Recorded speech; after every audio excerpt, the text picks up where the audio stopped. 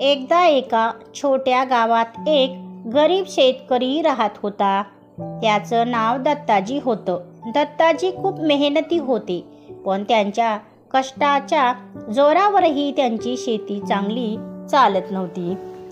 कधी कधी पाऊस, कधी बाजारात कमी भाव, सतत संघर्ष चालू होता. एकदा दत्ताजी रात्री झोपल्यावर त्यांना एक स्वप्न पडलं. स्वप्नात त्यांनी एक मोठं पीक उगवतं पाहिलं.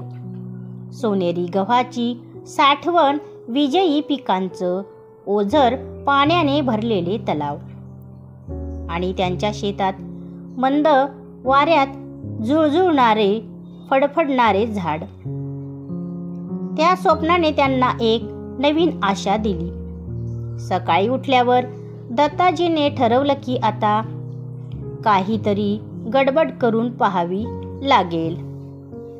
त्यांनी स्थानिक शेतकरी संघात सामील होण्याचा निर्णय घेतला, जिथे त्यांना नवीन तंत्रज्ञानाबद्दल माहिती मिळाली. त्यांनी आपल्या शेतात नवीन तंत्रज्ञान वापरण्यास सुरुवात केली. पाण्याचं व्यवस्थापन अधिक चांगलं केलं आणि संकरित बिया वापरण्याचा निर्णय घेतला.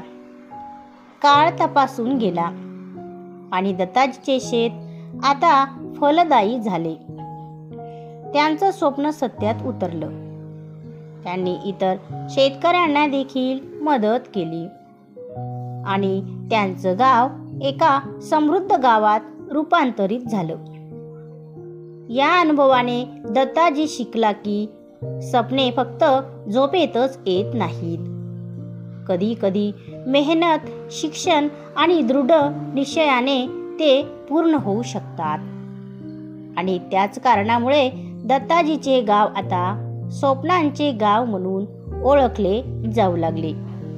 तर मित्रांनो, कशी वाटली ही गोष्ट ते कमेंटमध्ये नक्की सांगा आणि चॅनलला नक्की सबस्क्राईब करा. धन्यवाद.